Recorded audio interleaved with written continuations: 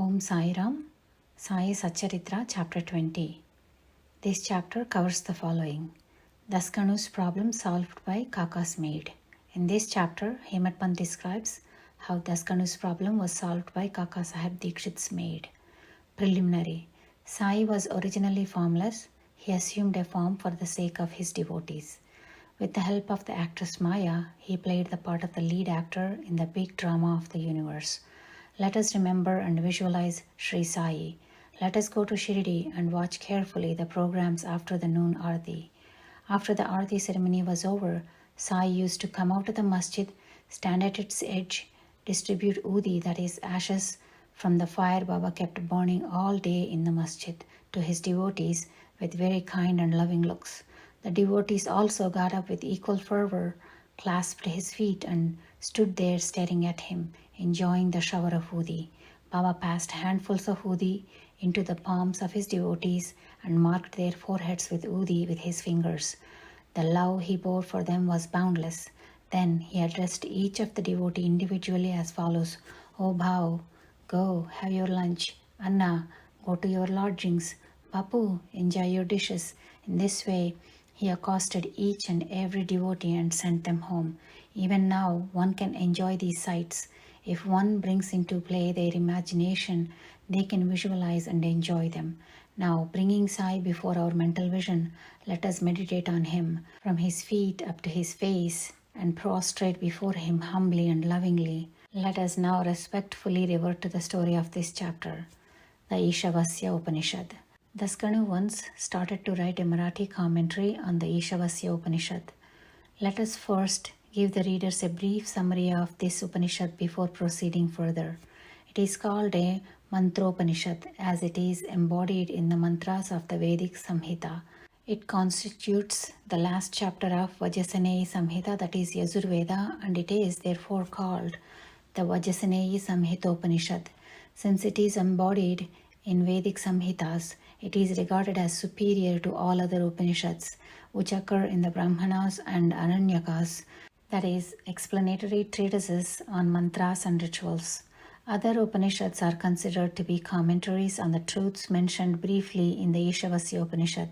For instance, the biggest of the Upanishads, the Brihadaranyaka Upanishad, is considered by Pandit Satwalekar to be running commentary on the Ishavasya Upanishad. Professor R.D. Ranade says, the Ishopanishad is quite a small Upanishad and yet it contains many hints which show an extraordinarily piercing insight. Within the short compass of 18 verses, it gives a valuable mystical description of the Atman, a description of the ideal sage who stands unruffled in the midst of temptations and sorrow, and the adumbration of doctrine of Karma Yoga as later formulated. And finally, a reconciliation of the claims of knowledge and work.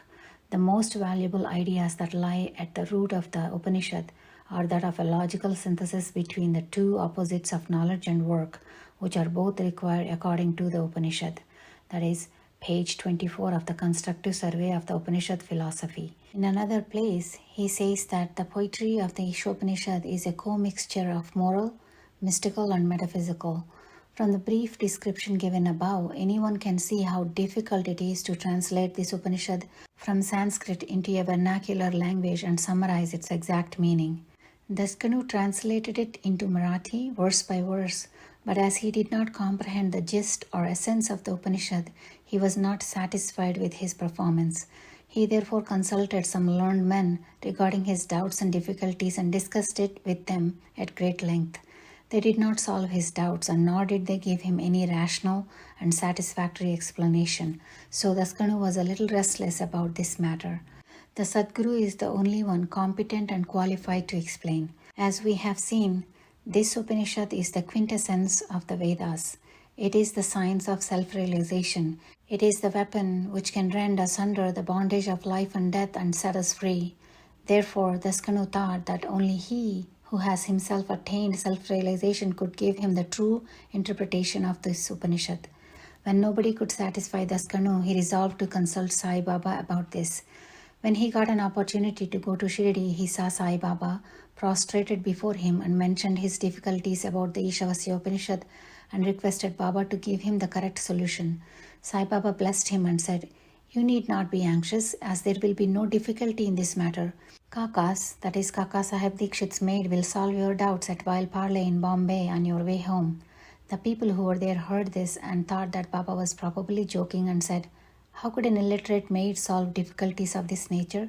But Daskanu thought otherwise. He was sure that whatever Baba said must come true, as Baba's word was the decree of Brahma, that is, the Almighty. Kaka's maid. Since Daskanu fully trusted Baba's words, he left Shirdi and came to Valparle, a suburb of Bombay, and stayed with Kaka Sahib Dikshit. The next day, when Daskanu was enjoying a nap, some say when he was engaged in worship, he heard a poor girl singing a beautiful song in a clear and melodious voice. The subject matter of the song was a crimson-colored sari, how nice it was, how fine its embroidery was, how beautiful its ends and borders were, etc. He liked the song so much that he came out of his room and saw that it was being sung by a young girl, the sister of a servant of Kaka Sahib's. The girl was cleaning vessels and only had a torn rag on her person. On seeing her impoverished condition and her jovial temperament, Daskanu felt pity for her, and when Rao Bahadur M.V. Pradhan gave him a pair of dhotars the next day, he requested Mr. Pradhan to give the poor little girl a sari. Rao Bahadur bought a good sari and presented it to her. Like a starving person getting good dishes to eat, her joy knew no bounds. The next day, she wore the new sari and with great joy and merriment whirled, danced and played with the other girls. The following day, she kept the new sari in her box at home and came with the old and torn rags, but she looked just as merry as she did the previous day. On seeing this, Daskanu's pity was transformed into admiration. He thought that since the girl was poor, she had to wear a torn rag. But now she had a new sari which she kept in reserve, and despite wearing the old rag, showed no trace of sorrow or dejection. Thus he realized that all our feelings of pain and pleasure depend upon the attitude of our mind. On thinking deeply about this incident, he realized that man ought to enjoy whatever God has bestowed on him, with the firm conviction that God besets him on all sides, and that whatever is bestowed on him by God must be for his good. In this particular case, the impoverished condition of the poor girl, her torn rag, the new sari, the donor, and the acceptance were all pervaded by the Lord. Hence, Daskanu got a practical demonstration of the lessons of the Upanishad, the lesson of contentment with one's own lot, in the belief that whatever happens is ordained by God and is ultimately good for us. Unique method of teaching. From the above incident, the reader will see that Baba's method was unique and varied. Though Baba never left Shirdi, he sent some to Maschindragad, Kolhapur and Sholapur to practice sadhanas. To some, he appeared in his usual form, while to others he appeared when they were awake or dreaming and satisfied their desires. It is impossible to describe all the methods that Baba used in imparting instructions to his devotees. In this particular case, he sent Daskanu to Valparle, where he solved Daskanu's problem through the maid's sister. To those who say that it was not necessary to send Daskanu to Valparle and that Baba could have personally taught him, we say that Baba followed the best course. How else could Daskanu have learned such a great lesson? How could he have learned that the poor maid and her sari were pervaded by the Lord in such a practical way? Now, we close the chapter with another beautiful extract about this Upanishad, the ethics of the Ishavasya Upanishad. One of the main features of the Ishavasya Upanishad is the ethical advice it offers, and it is interesting to note that the ethics of the Upanishad are definitely based upon the metaphysical position advanced in it.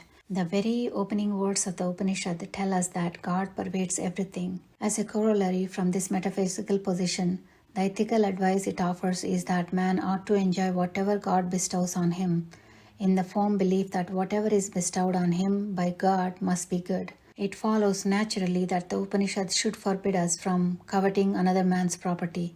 In fact, we are fittingly taught here a lesson of contentment with one's own lot, in the belief that whatever happens is divinely ordained and it is hence good for us.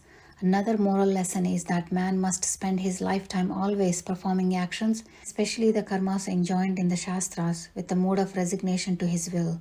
Inactivity, according to this Upanishad, would be the canker of the soul.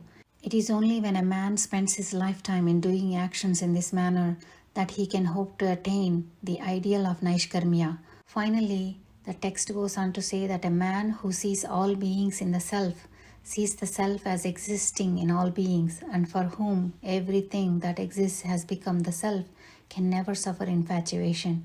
What ground would such a man have for grief? Anger, infatuation, and grief verily proceed from our not being able to see the Atman in all things.